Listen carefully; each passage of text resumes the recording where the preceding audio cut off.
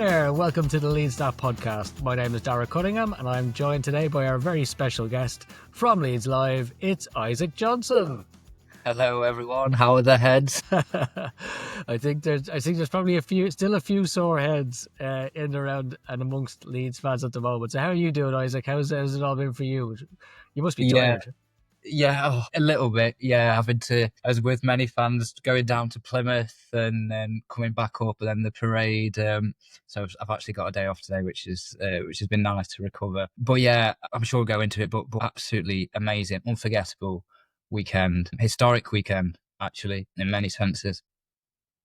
How to try and sum it up is it's really hard to do. The parade, unbelievable. The amount of people that turned out. I think there was a little bit more than 150,000 there. I think that's probably safe to guess. And yeah, and obviously the scenes on Saturday as well in themselves were just absolutely marvelous. But wow, just wow.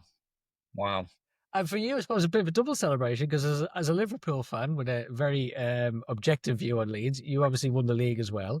And it's the fourth time in our history that Leeds United have won the second tier of English football, whilst Liverpool have won the top tier. So it was a good omen for us, but now we want to challenge them. Maybe not next year. Well, exactly. I think, wasn't it a few years ago when Leeds went up the first season, they played Liverpool on the first day? That's right, yeah. 4-3. So it was the Championship champions against the Premier League champions at that point. So will it happen again? Let's see. But yeah, for me personally, it's been a wonderful May, well, April and May actually.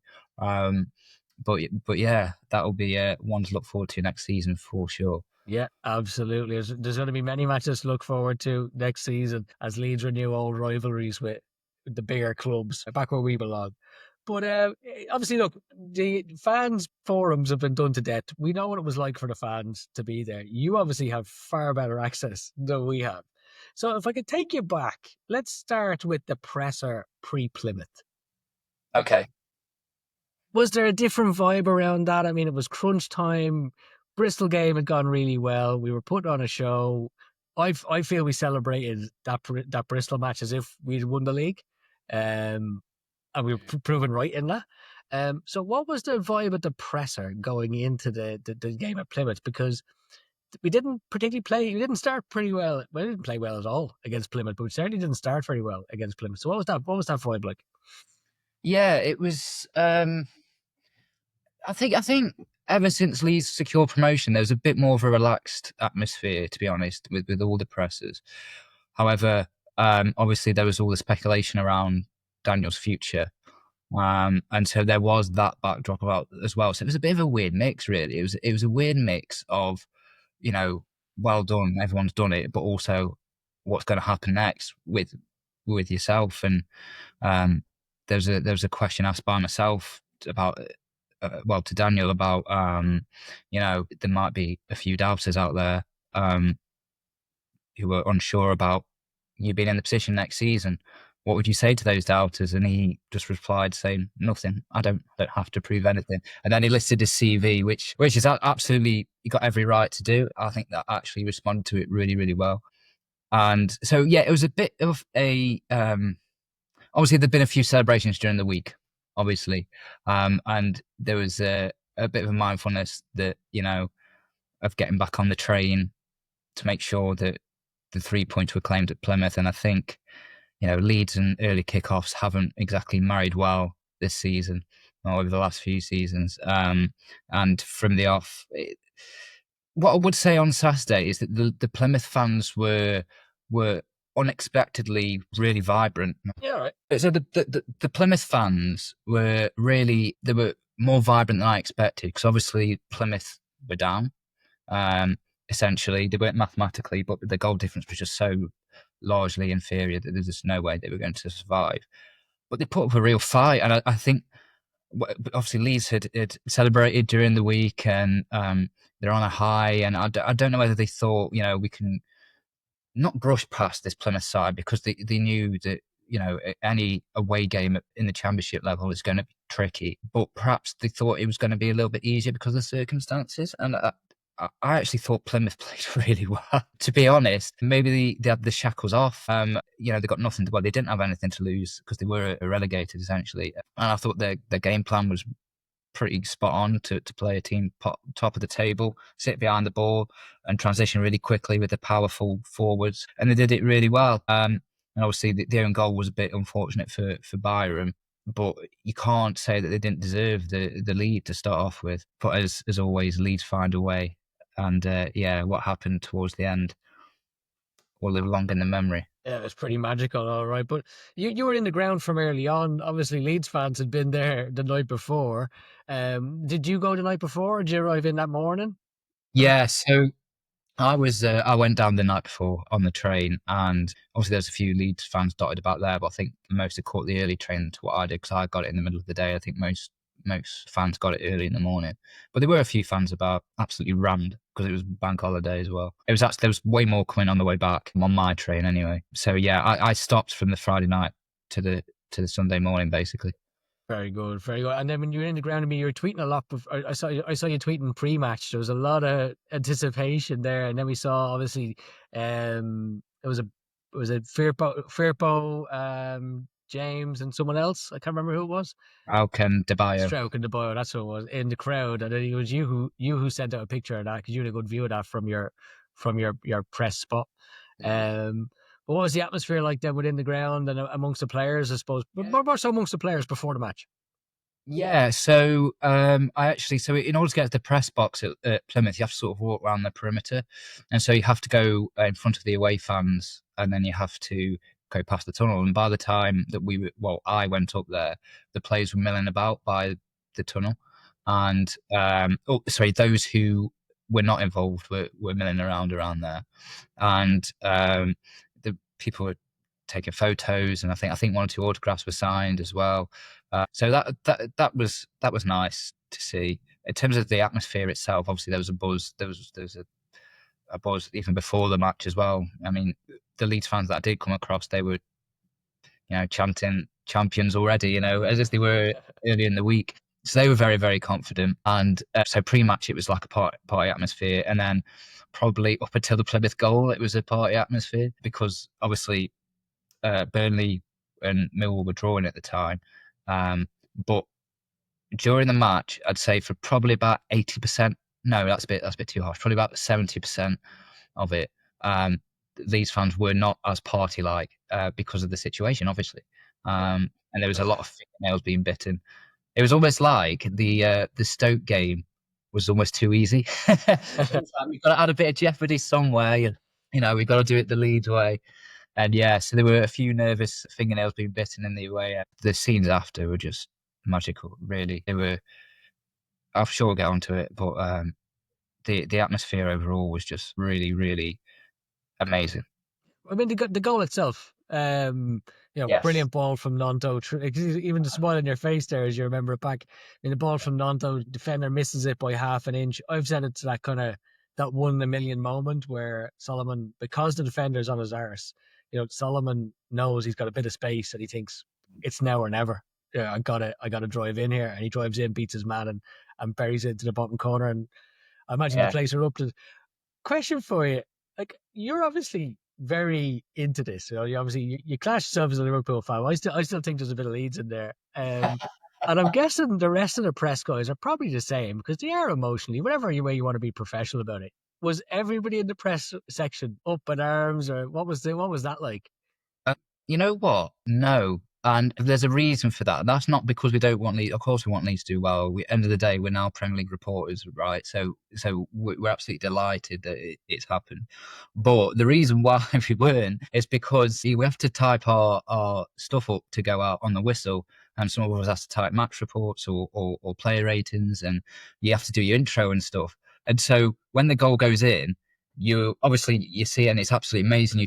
You are sinking in the moment, of course you are, but you're also like reworking the headline, the in the intro, and also tweeting out that there's obviously been a goal So and it's all the. work mode. You're straight into work mode. This is work. Yeah, well, I mean, don't get me wrong. Like when it happened, you saw that you properly took in the away end. I'm just reminiscing now. You're taking in the away end, non-toe punching the floor with the like, Solomon at the bottom of the with shirt off, and then it was at the bottom of a pylon, the bench going mental as well.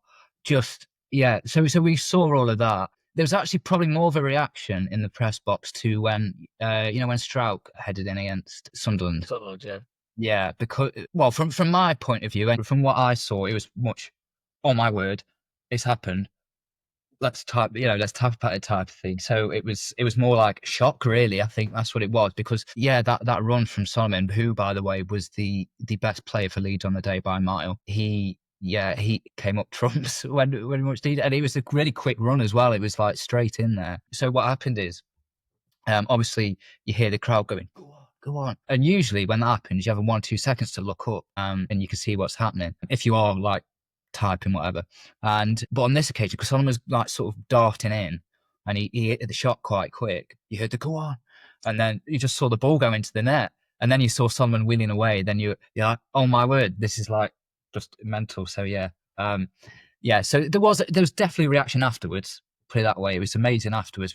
After we fouled everything, everyone was sat back and was just like, Leeds, you know what I mean? It's just typically, it is absolutely, never boring, always exciting. But wow, yeah. And then went pitch side as well, which was absolutely amazing afterwards. But that was actually where I was going to bring you there. So afterwards, obviously, you even sent a few pictures to us privately, which you later tweeted, which was great for us to see as a group, to see that kind of access. So you're obviously pitch side for all that. What was that like? And did you get to speak to any of the players or the manager or anyone else? Yeah, yeah. So what happened was, and this is a really rare moment for anyone who is not a football player or professional football player. The presentation obviously was set up in front of the away end, and what happened was after the match, we went down pitch side, and we were able to. Well, we were placed in front of obviously where they did the trophy lift, and there was obviously barriers there. But this was before the players had come out, so we were down there, and we were coming in front of the away end, taking our places, and we looked behind us, and Leeds fans were in full voice, and they were just proper going for it, and limbs everywhere, and scarves, and 1 or 2 flares. You just looked at it, and you were in front of it, and you just thought, wow, like. Obviously, us normal folk don't get to experience anything like that, but to be in front of that and all that support. And by the way, it's only a small away end at Plymouth. It's not massive, but the noise that was being made was it was one of them moments that I'll never forget. Just the sight and the sounds. And yeah, if you go onto my Twitter, you'll be able to see a few videos of that. And yeah, so we were just sitting there soaking it in, and then obviously the players came out and were being serenaded. Then obviously Prab Marte, he brought the trophy out beforehand, and he got a nice reception, really good reception actually, considering that at that point there was all speculation about the manager, which he later clarified, which I'm sure again we'll get onto. But yeah, and then the players came out and they were cheered, and then obviously Farker got a really big cheer as well when he came out, and we were right by where they lifted the trophy as well. Just phenomenal. And yeah, so afterwards we spoke to a few players, Manuel Solomon. So I'd interviewed Solomon on the Thursday beforehand. Great article as well, actually worth reading for anyone who hasn't read it yet. A long read, but a good read.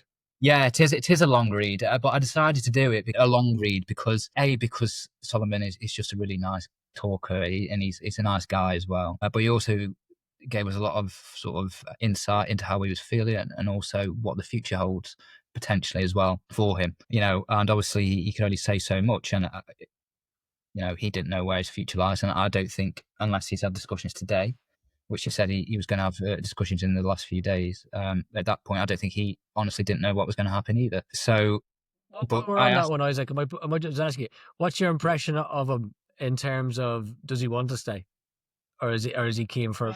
I asked him the question outright. I said, would you like to stay at Leeds?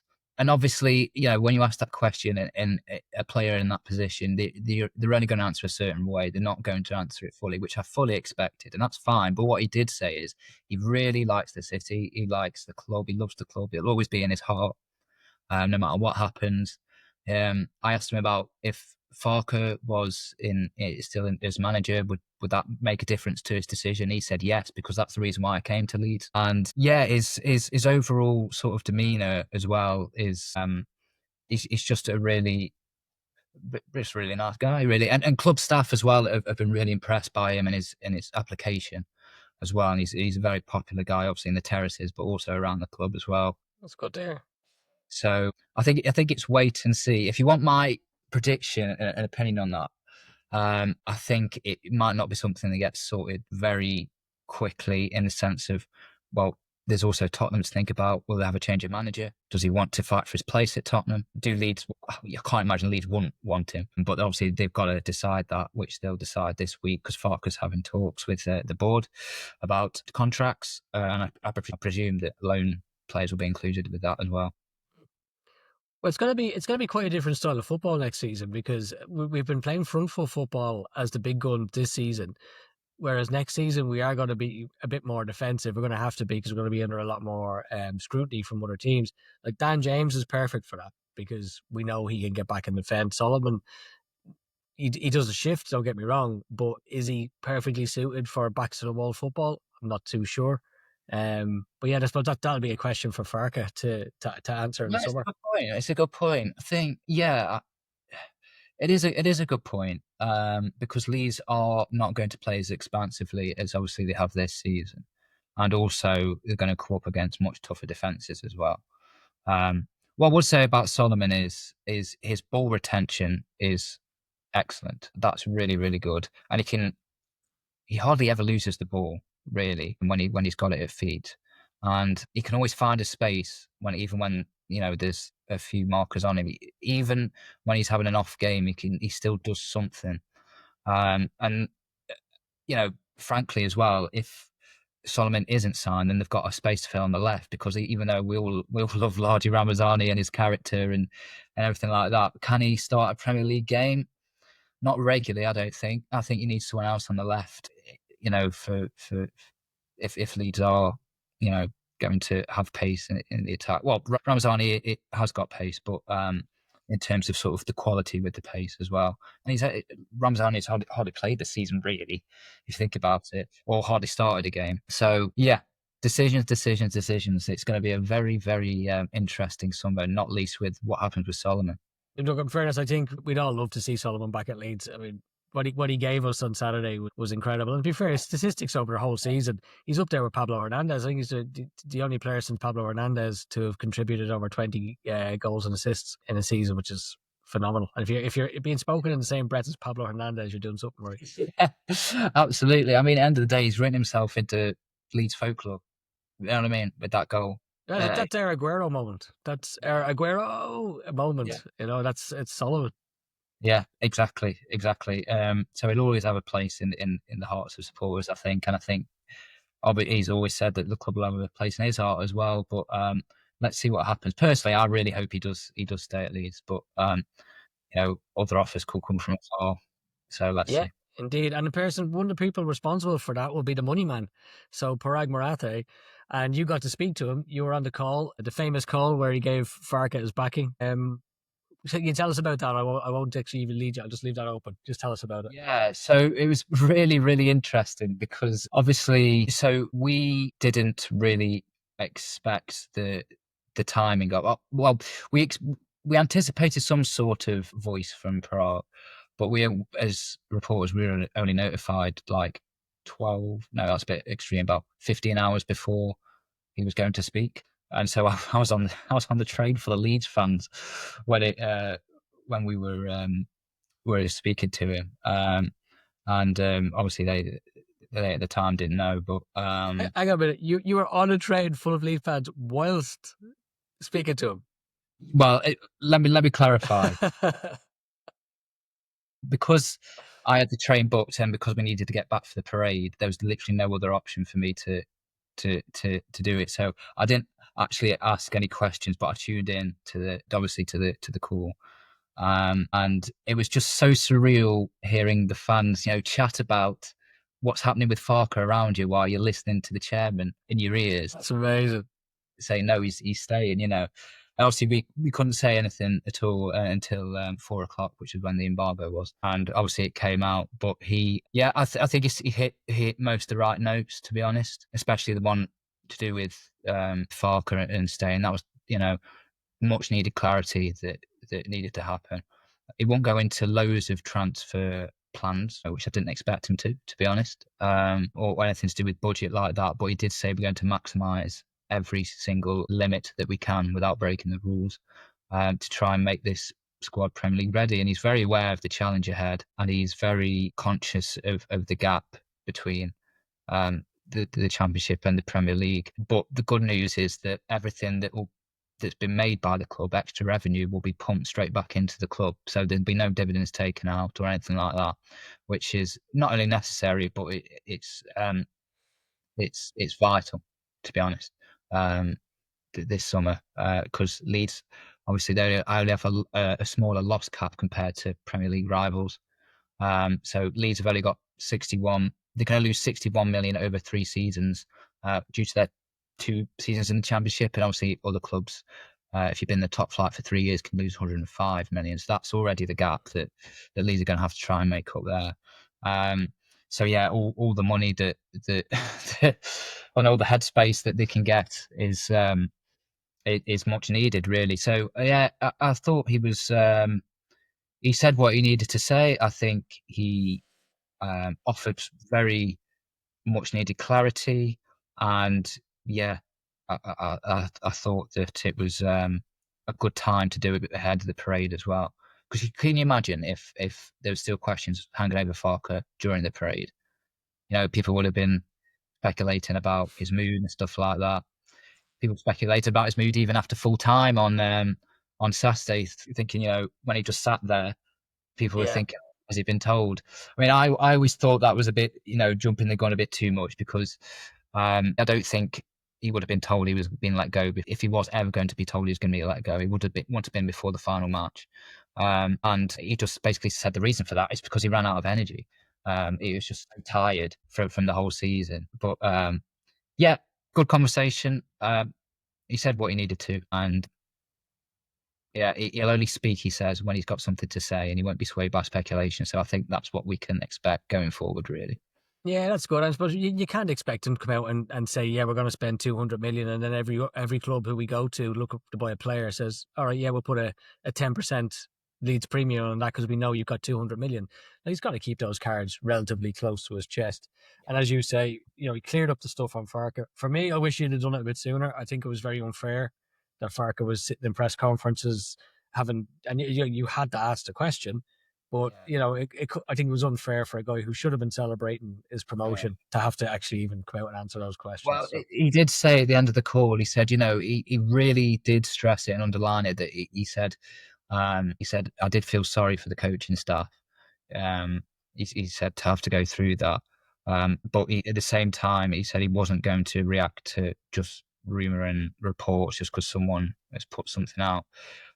So I understand both sides. Yes, it would have been nice if he just came out straight away and said it, but also from a club point of view, you can't you can't just react to every rumor that's coming out. Otherwise, where would you be if that's the case? yeah, and especially at Leeds, we do end up on the brunt of a lot of rumors. Like when you see the summer, mate, because we're going to be linked to every player in Europe and across Exactly. the world. But having said that, it was right that he came out to clarify that. He needed to do that, regardless of when it was.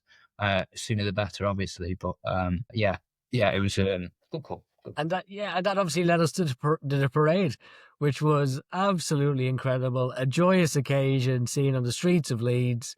Over 150,000 fans streaming into the city, coming from far and wide. What was your experience of that day like? How did your day start, or how did you make your way in, and where did you sit, and so on and so Yeah, forth? so I caught the train with like loads of other Leeds fans and got into the city centre. And this was 2.5 hours before it started, something like that. And it was already buzzing. The place was just, you can tell there was white and yellow and blue everywhere already. And obviously there was all ages, all types of fans there, obviously. And it was, I came away from Saturday thinking, wow, what scenes at the end there. And it was in that regard, that will always be a memory etched, but it was nothing compared to Monday. I mean, the whole city, it seemed like the whole city came out. It really did. So what I wanted to eventually, I made my way up to the top of the art gallery where the press were allowed to go. So I was able to have a view when they came past. Although I'll get onto that in a second. I didn't exactly have a view, but anyway. But I really wanted to get into the mix of the fans and get the atmosphere and feel it and like really, really understand it. And I spoke to loads of fans and from all different ages, backgrounds, and all places. And it was the sense, and you can probably best sum it up in my piece that I've done, which you can find in my Twitter profile. It's pinned there at the moment. But it was just a sense of like this is more than just a football club. This is a city, this is a community, this is a long time coming. And it was just incredible. I can use all the superlatives: incredible, wonderful, exhilarating, everything. I think impactful as well, for everyone who was there, because obviously 5 years ago was COVID. No one could do that, or very few people could do that. And in '92, many people there on Monday were too young to remember that. So you've got a whole generation or several generations of people who've never properly experienced that. And just to be amongst that was a real privilege as a reporter, to speak to people and be around, just be around the atmosphere and a real historic moment for the city. And it was, sometimes we get swept up in the emotion and say this and that's historic and all this, but no, it was a really historic moment for the city. The Premier League is coming back to town. Leeds are there, where they back where they belong. And the scenes of Monday just prove that. Yeah, that was incredible. And I saw your Twitter as well. You were, I say, mingling amongst the fans. You're taking photos of the fans, kind of even documenting their day. And we'll come to that article you wrote at the end, actually, because I read it and it was very poignant. I think it's one of the best things I've read this season. Actually, it really sums up a lot of what it means to be Leeds. But obviously, you made your way up to the top of the art gallery then. Yes. Yeah. So eventually I managed to get my way up to the top of there, and having waited, like with everyone on the head row, 2 hours for the bus to come round. When they did finally come round, it was just a sea of flares. And I've never seen so many flares let off in my life. You just could not see the bus. You just couldn't at all. And you just about make out Largy Ramazani swinging his flag, his scarf or shirt in the air. You can see people on the trees, pumping the air just about. We actually got a better view when they actually passed and they were down the road and you can see it. But having said that, to be honest, although like we up top couldn't really see that much, and I think, to be honest, those on the ground probably were able to view it a bit better. To be honest, it was that just summed it up. It was like this outpouring of emotion, this outpouring of yes, we've done it. Thank you. Almost like a visual representation of that, really. And it was. I wrote in my piece, the Leeds lads have come out of the fog of battle, out of the fog of war, and into the smoke of celebration. It was just terrific. It was. I mean, it makes you, those times like that, you reflect back and you think, I'm a really privileged position, to be in the role that I am, but also to be here at the time that I am. I mean, I've only been here a few months, obviously, and so I can't say I've been here the whole season. But don't get me wrong, I very much know what's happened this season. I've always kept track of Leeds and all the big clubs in the country, even before I got this role. And I knew very much what I was stepping into as well. And it was, I said at the time, it was an honour and a privilege to cover this club, and it will continue to be that. And Monday just realigned that and reaffirmed that, that this club is quintessential part of the football fabric in this country. It really is, and it's just such a shame that Leeds have not been able to be in the top flight for hardly any of the Premier League's existence, really, or in recent years anyway. And hopefully that will change. Hopefully it'll change for a long time to come. But as I say, you were there for the parade. I think it's something that most people will never forget. It was almost a spiritual moment to be there amongst all that, and certainly some of the players enjoyed it to the absolute fullest. Ethan Ampadu was our captain and leader, and he very much led on the celebrations. Yes. Oh wow. Yes, at some points there wasn't much what's the word, sort of restriction going on, I suppose. It was very Peggy 18 at times, I think.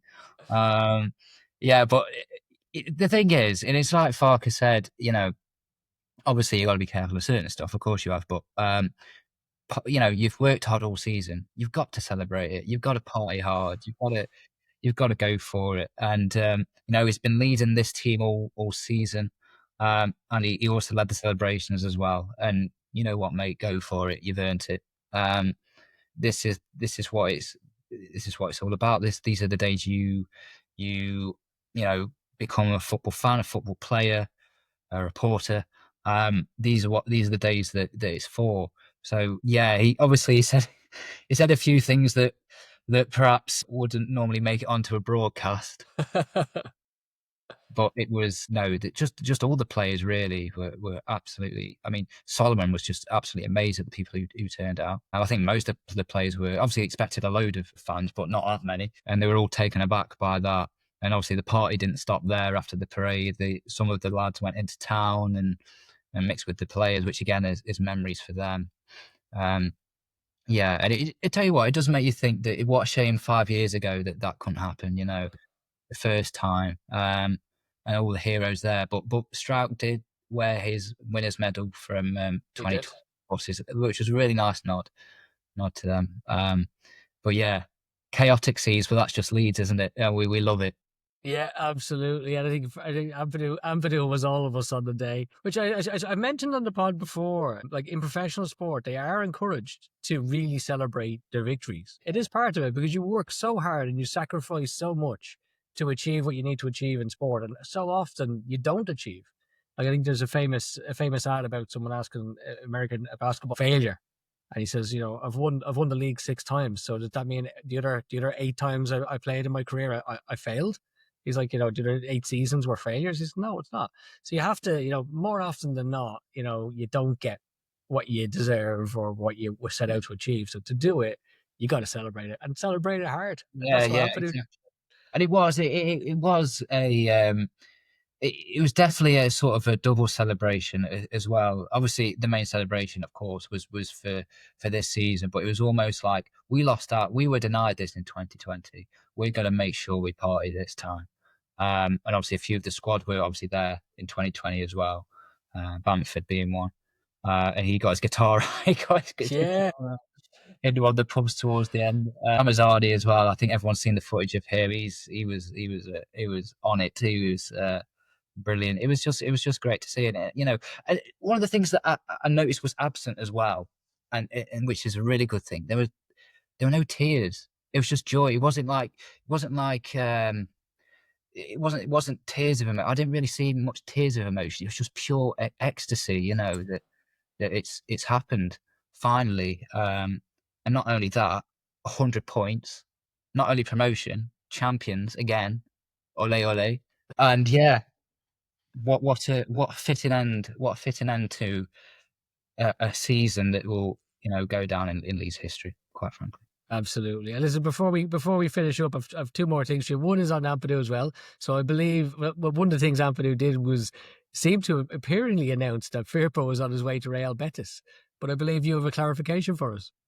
Yes, yeah. I must outline that this has not come through from me. This has come from a fellow reporter. But it seems as though that Ampadu was shouting Betis because he saw a fan in a Real Betis top, and not because Firpo was going to Betis. Oh no, he might do. Who knows? Who knows? I don't think anything's been decided with that. But well, in fact, I know nothing's been decided with that as of yet.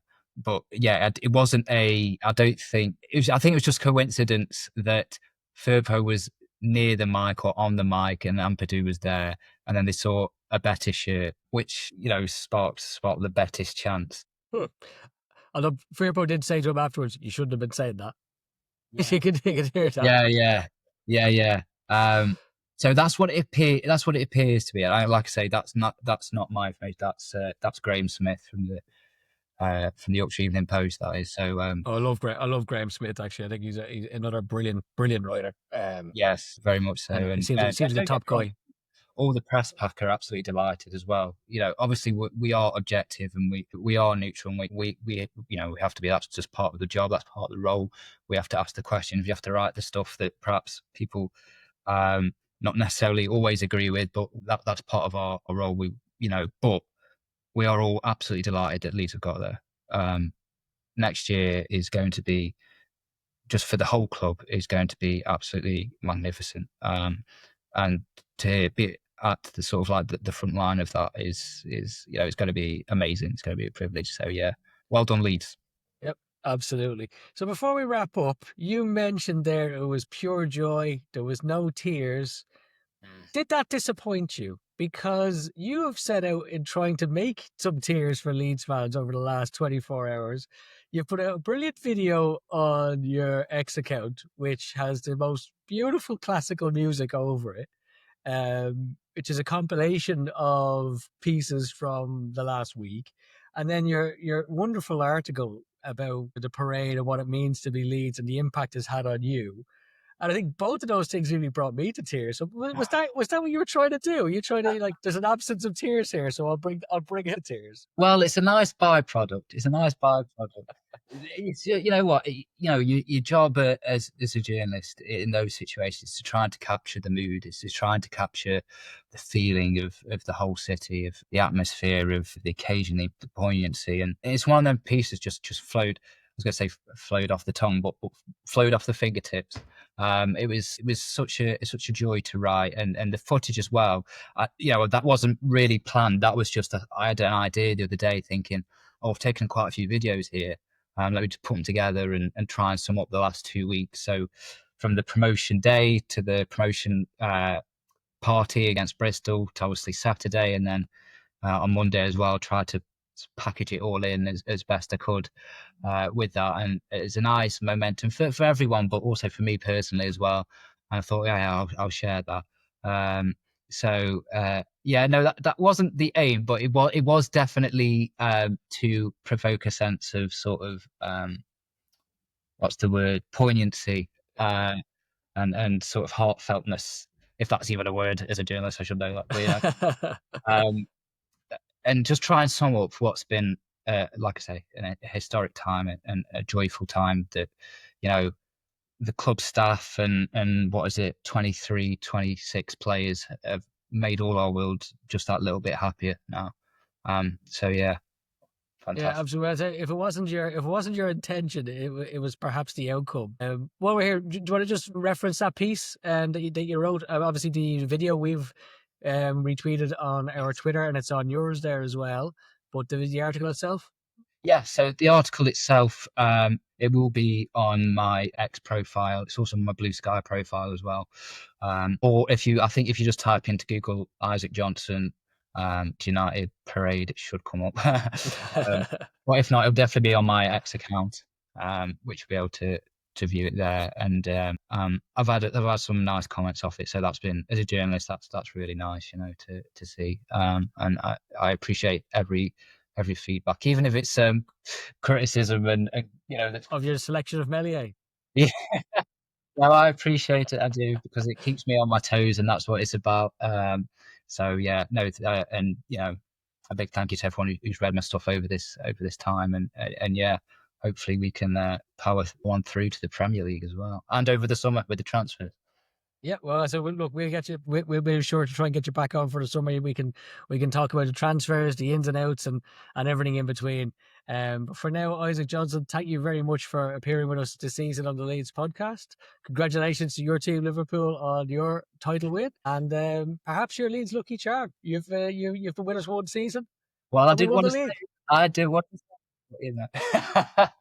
well, let's just see next season.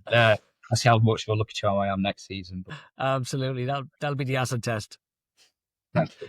Listen, Isaac Johnson, thank you very much of Leeds Live. Thank you very, very much. And to all you Leeds fans, continue enjoying your celebrations. We'll be back with a season review at the weekend, and Isaac will be with us over the summer, I'm sure. Take care, Leeds fans. All the best. Marching on together.